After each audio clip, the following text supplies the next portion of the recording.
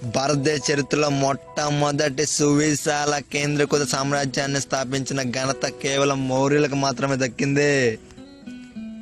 మౌర్య సామ్రాజ్యం పరిపాలించిన కాలం క్రీస్తుపూర్వం 321 నుంచి 185 వరకు. మౌర్య సామ్రాజ్య స్థాపకుడు చంద్రగుప్త మౌర్యుడు. ఇతను మొరా అనే శుద్ధ స్త్రీకి నందరాజు వల్ల కలిగిన సంతానమే ఇతను. కొంతమంది చరిత్రకారులు చంద్రగుప్తుడు 6 లక్షల సైన్యంతో భారతదేశం అంతటిని స్వాధీనం చేసుకున్నాడని కొంతమంది చెప్పడం జరిగింది. చంద్రగుప్త మౌర్యుని కుమారుడు బిందుసారుడు. బిందుసారునికి సింహసేనుడు అనే పేరు కూడా కలదు. కొన్ని గ్రీకు గ్రంథాలు బిందుసారుని అమిత్రకేట్స్ అని కూడా అన్నారు. బిందుసారునికి 2 కుమారులు, అశోకుడు, సుశుముడు. తన మరణాంతరం సుశుముడే రాజు కావాలనే కోరిక బిందుసారునికి కలదు. కానీ బిందుసారుడు చనిపోయిన తర్వాత అతని మరో కుమారుడు అయినటువంటి అశోకుడు తనకు రాజ్యం మీద మోజుతో ఆ రాజ్యాన్ని సంపాదించడానికి ప్రయత్నించాడు.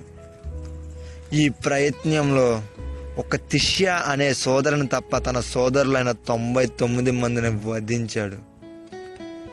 మంత్రి అయిన రాధాగుప్తుని సహాయంతో సింహాసనాన్ని అధిష్ఠించాడు.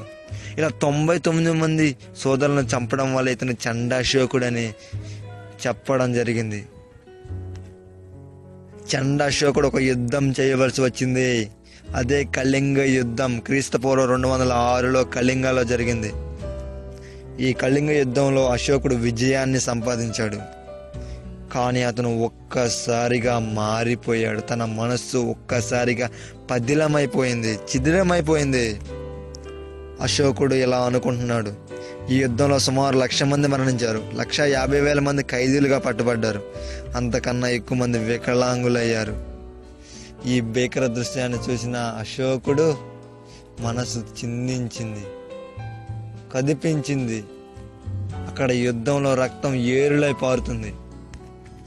అప్పుడు అశోకుడు అనుకున్నాడు, యుద్ధం వల్ల మానవ జాతికి నివృత్తి లేదని గ్రహించి ధర్మం విజయముతో మానవ జాతిని ఉద్ధరింపదలిచి యుద్ధం త్యాజించెను. అంటే ఈ యుద్ధం వల్ల ప్రజలకు ఎటువంటి ఉపయోగం లేదని, ధర్మ విజయాలు ఎటువంటి సంబంధం లేదని చెప్పడం జరిగింది. ఒక చారిత్రక ప్రఖ్యాత రచయిత ఒక మాట అన్నాడు, యుద్ధం నందు విజయం పొంది యుద్ధమును త్యాజించిన ఏకైక చక్రవర్తి ప్రపంచ చరిత్రలో అశోకుడు ఒక్కడే అన్నాడు హెచ్జి వెల్స్. ఇతను సామ్రాజ్య విస్తరణ తమిళనాడు, అస్సాం తప్ప మిగిలిన భారతదేశంలో మొత్తాటిని పరిపాలించేశాడు. ఆ కళింగ యుద్ధం తరువాత అశోకుడు ఒక్కసారిగా మారిపోవడం జరిగింది. అప్పటి నుంచే ప్రజలను సుఖ సంతోషాలతో పరిపాలించడం జరిగింది. కొన్ని చెట్లను స్వీకరించి దానికి అశోకుడు అనే పేరు పెట్టి రోడ్డుకి ఇరువైపులా పాతించాడు. చెరువులు, బావులు తవ్వించాడు. చక్కటి పరిపాలన గావించాడు. గ్రీకు జాతీయుడైనటువంటి మెగస్తనీస్ అశోకుని కాలంలో ఉన్నాడు. మెగస్తనీస్ ఇతను ఒక ఇండికా అను గ్రంథమును రాసెను. కొన్నాళ్ల తర్వాత మౌర్య వంశం ఇలా అంతమైంది.